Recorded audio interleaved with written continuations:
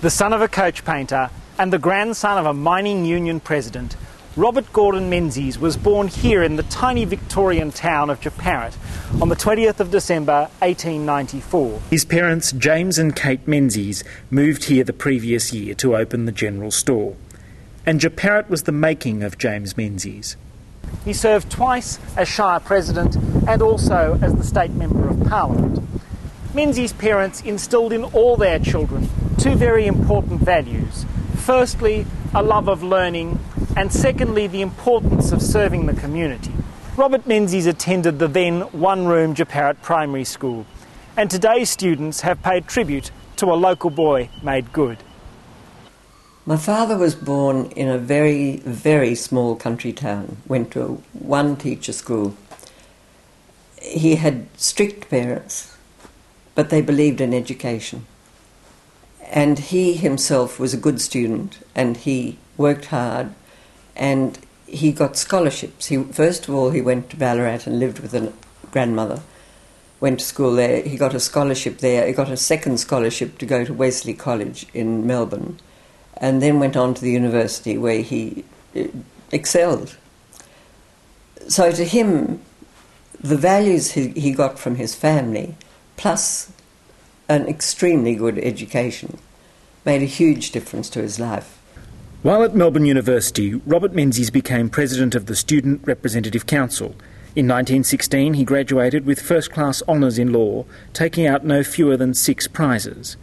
Menzies became a barrister and read with Owen Dixon, who later became Chief Justice of the High Court. At the bar, Menzies quickly established a broad practice, specialising in constitutional law and representing all manner of clients. He acted for a trade union in his most famous High Court case, the Engineers case. In this case, the High Court adopted Menzies' arguments and set the method for constitutional interpretation for the next 90 years. He became a King's Counsel in 1929 and later that year was elected to the Victorian Parliament, where he became Attorney-General, Minister for Railways and later Deputy Premier. Menzies was instrumental in the formation of the United Australia Party. He went into politics in Australia, where he dropped his salary. Money was never important. He was hopeless with his own money, stingy as anyone could be with public money. That was not important to him. The importance was to give what he could to his country and do something to improve the lot of ordinary people in Australia. And I think he did that. In 1934, he sought election to the Federal Parliament as member for Kooyong. He became Federal Attorney-General in the Lyons government, and in 1939 he became Prime Minister. In September that year, when Germany invaded Poland, Australia and Britain declared war on Germany. Fellow Australians, it is my melancholy duty to inform you officially that in consequence of a persistence by Germany in her invasion of Poland, Great Britain has declared war upon her, and that as a result, Australia is also at war. Between January and May 1941, Menzies made a visit to the Middle East, Britain, Canada and the United States, extending his time in Britain with the approval of Cabinet. The reason for his lengthy visit was a concern that without his presence, Winston Churchill would not be mindful of Australia's interests in the war effort. In August 1941, he resigned as Prime Minister when he lost the support of his party colleagues. Menzies went to the backbench. In the 1943 elections, the United Australia Party was reduced to only 14 members out of a 74-member parliament. Menzies became opposition leader after the 1943 election. The United Australia Party was finished as a political force. A new non-Labor party was needed. Menzies convened a meeting of non-Labor groups in Canberra in September 1944 to float the idea of a new party. The delegates agreed to convene later in the year. In December 1944, Menzies assembled a group of delegates from around Australia behind me here at the Mate Centre in the New South Wales Victorian border town of Albury. Menzies' hope was to create a new political organisation to embody all that he felt was important about liberalism. As Menzies told the delegates assembled in the Mate Centre, he hoped to create a party that represented everything that was sane, free, responsible, enterprising and generous in the Australian spirit. Menzies chose this town on the New South Wales-Victorian border particularly because he wanted to remind people that the party wouldn't just represent city interests, but rather would be a party for all Australians. The philosophy of the new political party was a philosophy of liberalism. Tom Harley explains. It's a view that society is based on individuals and it is there to develop them, and that society is enriched when they are at their freest. Liberalism is also about protecting them from forces that would seek to restrict them or enslave them. It's about freedom from government, but it's also about government having a role in liberating individuals. Liberalism is also a cast of mind. It's a free-thinking way of dealing with issues. It's not hidebound by regard for any institutions as being paramount. It is about the individual and the outcomes an individual can achieve. Brendan Nelson explains.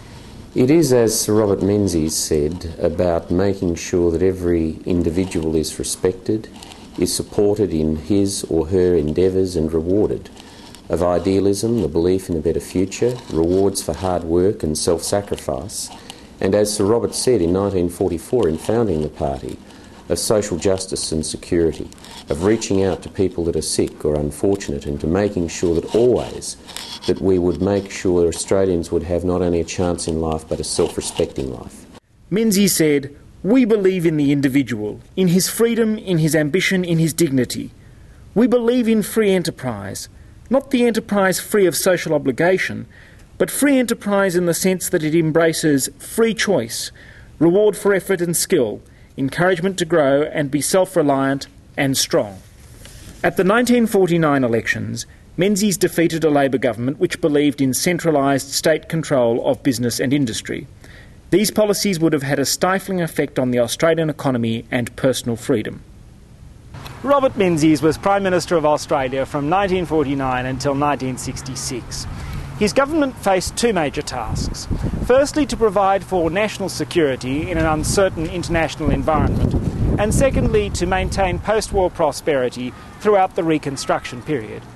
The policies pursued by the Menzies government laid the foundations which allowed families and businesses to thrive.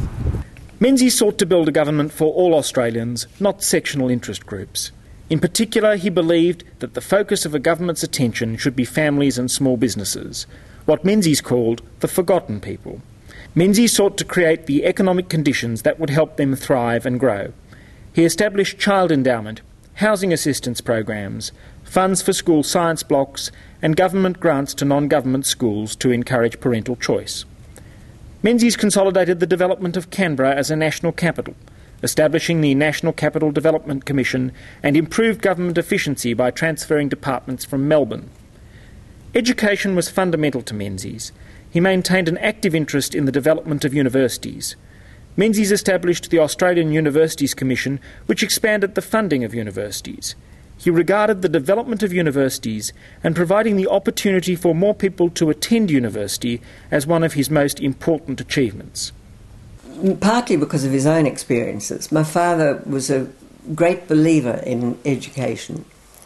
In the last 7 years of his prime ministership, the student population of the universities trebled. He created new universities. He made it possible for many more people to have a university education.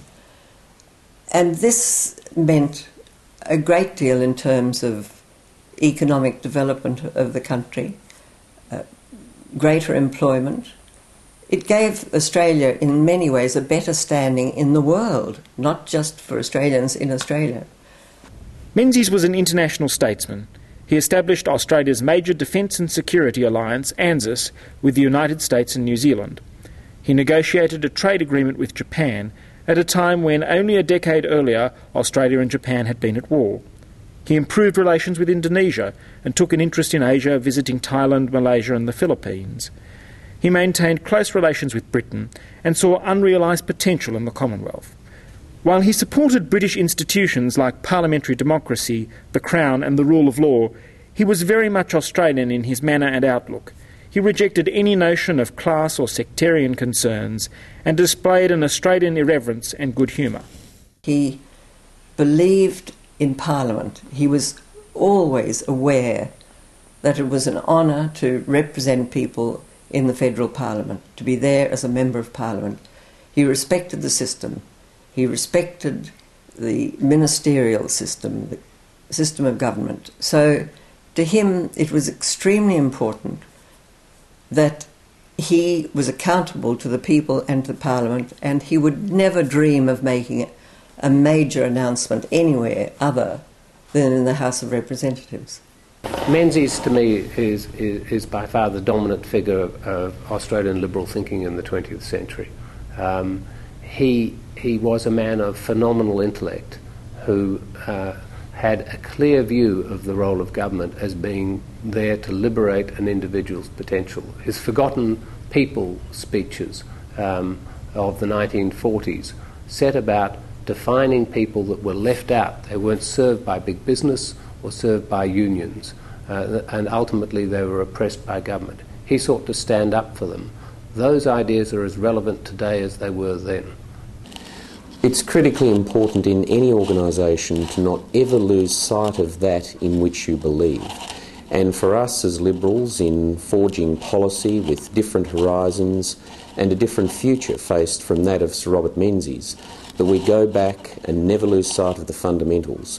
Those fundamentals being the belief in reaching out to people in all parts of Australian society, people that believe that they don't have a voice, who wonder how they can be heard. It's also important to reward families, small businesses, to make sure that people have incentives and rewards to get out of bed and take a risk and work hard to build a better Australia for themselves and their families and the broader community. The Menzies General Store where he was born no longer exists, but in 1990 the people of Jeparit erected this garden and plaque to its most famous son. The plaque is very interesting. It was opened by the Governor of Victoria in the presence of Dame Paddy Menzies, and it has a quote which really sums Sir Robert up. It says, "You must take praise, blame, love, hatred, all in your stride. The most important thing is that you do your best. Your best may not be as good as someone else's best, but you must do your best. That's all." Menzies' legacy is a modern, strong, free, confident and prosperous Australia. Today, the Menzies Research Centre seeks to carry on the important ideas, values and work of Sir Robert Menzies by exploring new policy ideas that will well serve Australia for the coming generations. We need your support to continue on this important work. You can make a donation by visiting the Menzies Research Centre website at www.mrcltd.org.au.